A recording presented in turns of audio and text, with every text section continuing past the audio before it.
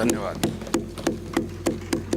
माननीय अध्यक्ष महोदय, आपने मुझे मांग संख्या 47, 37 और 29 पर बोलने का मौका दिया।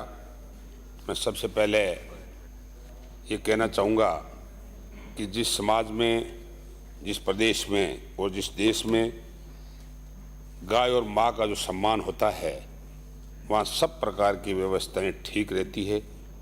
प्रचार और प्रसार की बनस्पत अपन गौ माता की सेवा करें, ये अपना पहला धर्म है। माँ और बाप का सम्मान करें।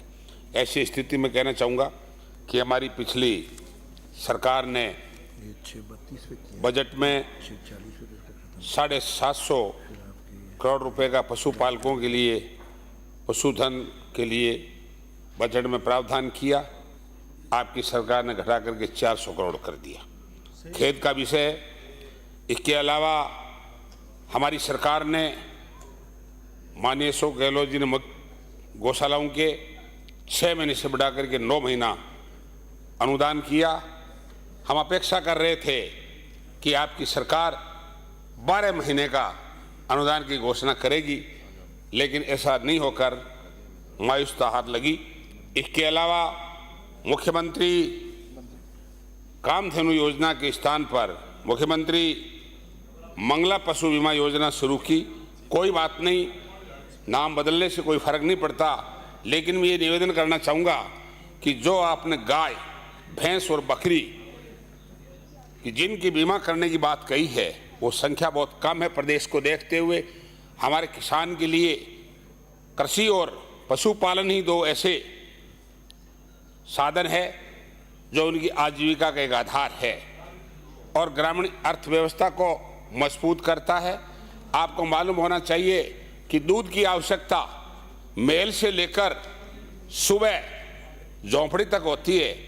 इससे बढ़कर के, पशुधन से बढ़कर के कोई भी ऐसा विभाग नहीं है जिसके प्रति अपने को संवेदनशील होकर चलना चाहिए।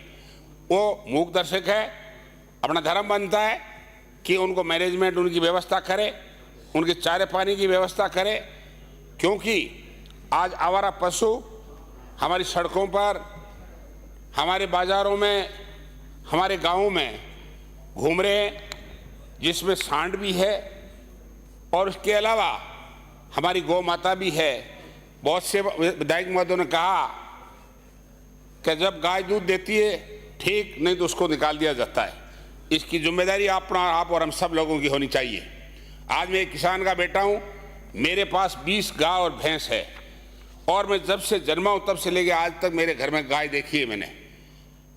तो क्या अपन बात करते हैं, जो भी धर्म और संप्रदाय से मतलब नहीं है, इसका मतलब इसको गाय और संप्रदाय, गाय मंदिर और मस्जिद से जोड़ के नहीं देखना है।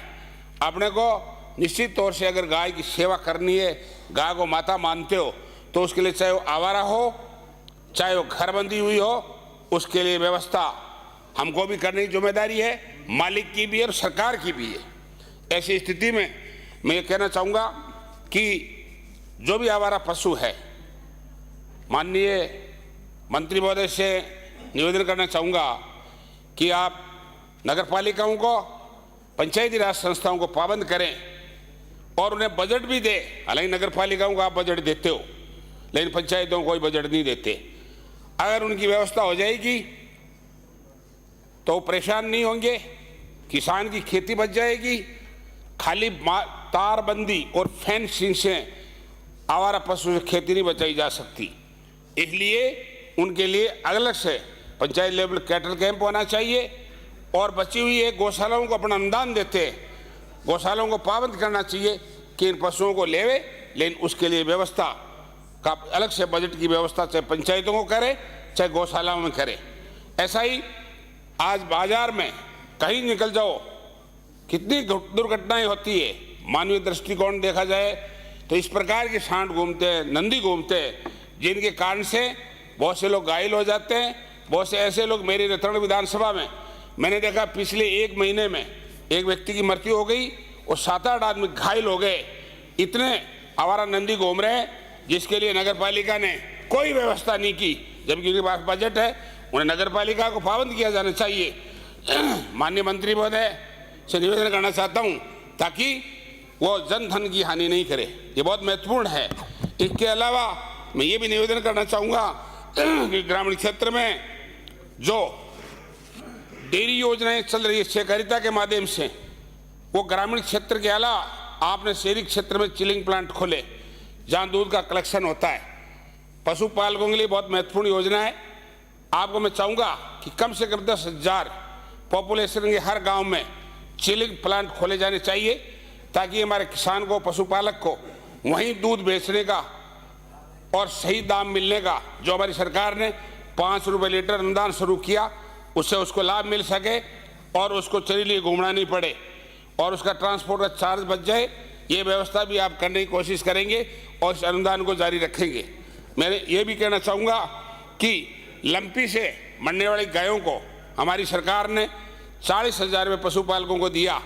मैं सरकार से ये चाहूँगा कि आप निश्चित तौर से आने वाले वक्त में इस योजना को जारी रखें। महामारियाँ व्यक्ति और पशु दोनों में ही आती है, तो महामारी के लिए आरक्षण होना चाहिए। इसके अलावा जो पशु मेलों का आयोजन होता है उसको प्रोटेक्शन किया जाना चाहिए। पशुपालकों को और व्यापारियों को प्रोटेक्शन दिया जाना चाहिए सरकार की तरफ से और विभाग की तरफ से, ताकि वो पशु मेले लग सके और किसानों को उसका लाभ मिल सके, व्यापारियों को उसका लाभ मिल सके। इसके अलावा मैं ये भी कहना चाहूँगा कि पिछले 150 दिन का गौशालाओं का अनुदान बकाया है। कृपा करके माननीय मंत्री महोदय से और गोपालन मंत्री महोदय से निवेदन करना चाहूँगा कि वो अनुदान गौशालाओं को उपलब्ध कराए ताकि अपनी व्यवस्था सुचारू रूप से चला सके।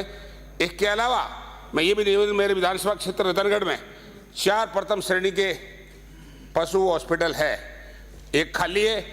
इसके अलावा मेरे क्षेत्र में कम से कम 15 और 20 पशु हॉस्पिटल है जिसमें मात्र 5 में डॉक्टर है, बाकी 15 खाली है। इसके अलावा मैं ये भी कहना चाहता हूँ कि जो पशु उपकेंद्र है बहुत सी जगह उनके 60% पद आज की तारीख में भी खाली है।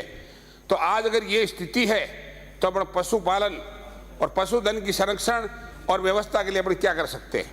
मैं ये भी व्यवस्था करना चाहता हूँ कि इनके प्रावधान करें कि जो व्यक्ति गाय, भैंस, बकरी खरीदे उसको भी अनुदान राशि उपलब्ध कराई जाए, सुलभ ऋण उपलब्ध कराया जाए और कम से कम ब्याज में उपलब्ध कराया जाना चाहिए।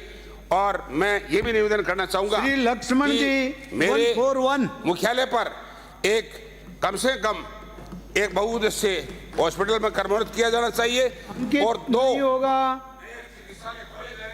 आदरणीय